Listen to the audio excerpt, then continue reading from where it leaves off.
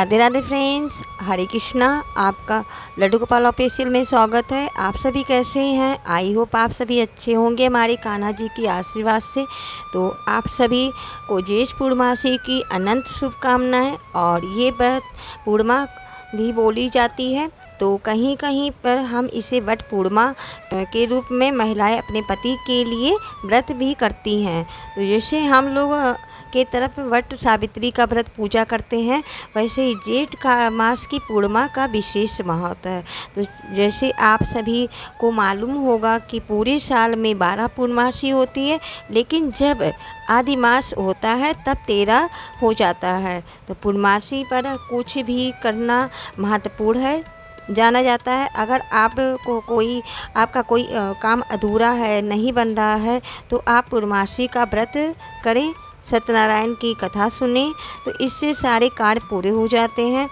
और ऐसा कहा जाता है कि माता लक्ष्मी पूर्णिमा की रात में भगवान विष्णु के साथ पृथ्वी पर विचरण करती हैं। तो हमको पूर्णमासी पर पूर्णिमा की व्रत सत्यनारायण भगवान की कथा जरूर करानी चाहिए।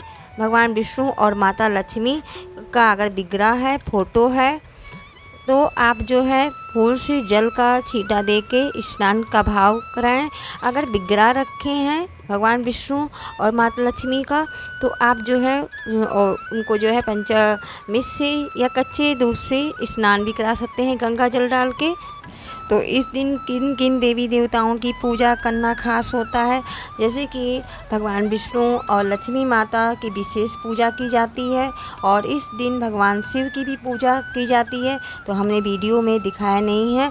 तो आप जो है अगर अपने घर के मंदिर में भोलेनाथ की यह तस्वीर रखे हैं या शिवलिंग रखे हैं, तो आप कच्चे दूध, दही, पंचामृत से इस अभिषेक करें और बेलपत्र चढ़ाएं, चंदन लगाएं।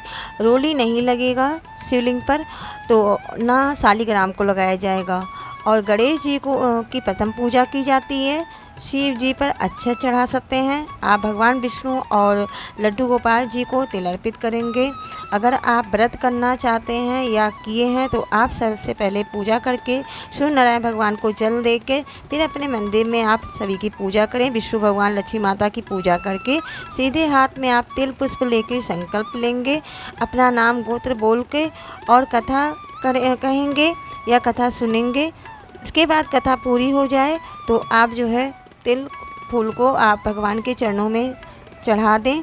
उसके बाद जो है आप भोग में जो है आप इस दिन आम है, केला है, लीची है, मिठाई, मिश्री, बतासा, पंजीरी, तो आप ये सब लगा सकते हैं। माता लक्ष्मी को आप बतासे का भोग लगाएं और एक लोटे में जल ज़रूर रखें भगवान के लिए, तुलसी दल डाल के, और कपूर और लौंग की आरती करें।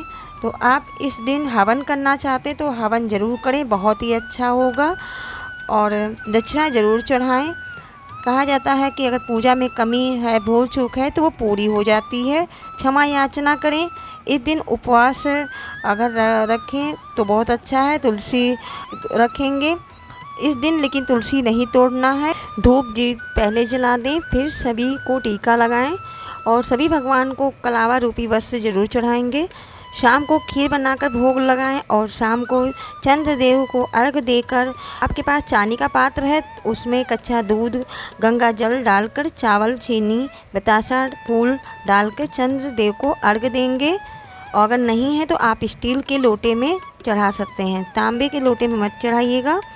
और चंद्रदेव के सामने बैठकर आप जो है ओम सोम सुमाय मंत्रों का 108 बार आप जो है जाप कर सकते हैं।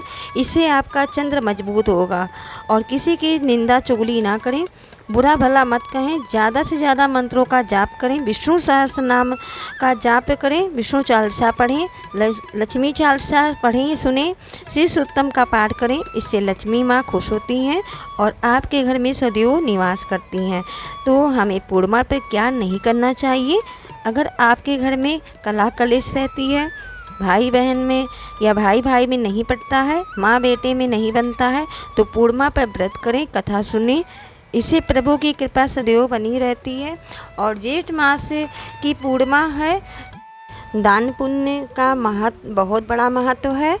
तो आप अगर एकादशी पे आपने अगर निर्जला एकादशी पे दान नहीं कर पाए हैं तो आप जो है इस दिन पूर्णिमा पे आप मीठे जल का दान कर सकते हैं।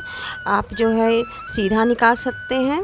तो सीधे में आप जो है आप सफ़ेद चीज़ों का दान करिएगा, जैसे कि मैदा है, चावल है, चीनी है और गरी है।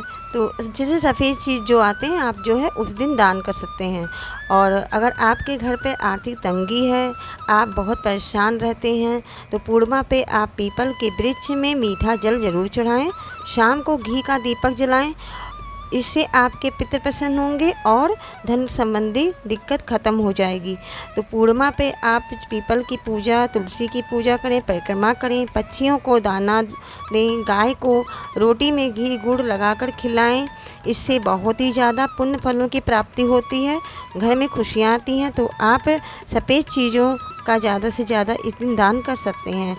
और अगर आपको सत्यनारायण भगवान की कथा करनी है या करानी है तो आप 10 तारीख को करा सकते हैं, क्योंकि 11 को दोपहर तक पूर्णिमा ख़त्म हो जाएगी। तो इस दिन आप अखंड ज्योति ज़रूर जलाएं, दहलीज पूजन ज़रूर करें, घर को साफ़ सुथरा रखें, अपने दहलीज के ऊपर रंगोली बनाएं, दीपक ज़रूर जलाएं स्वास्थ्य बनाकर। और हमने जैसे वीडियो में दिखाया है कि क्या करना है और आप जो है क्या नहीं करना है इस दिन। तो आप जो है इस दिन तुलसी नहीं तोड़ेंगे। पूर्णिमा पे महिलाएं अपना बाल नहीं धोएंगी। पुरुष लोग जो है दाढ़ी मूछ नहीं बनवाएंगे, बाल नहीं कटवाएंगे, नाखून नहीं कटेंगे। तो फ्रेंड्स, आपको वीडियो कैसी लगी? अच्छी लगी हो तो लाइक कमेंट ज़रूर करें। ज़्यादा से ज़्यादा आप जो है हमारे चैनल को सपोर्ट करें, चैनल को सब्सक्राइब कर लें, बेल आइकन ऑन कर लीजिए ताकि आने वाली वीडियो का नोटिफिकेशन मिल सके।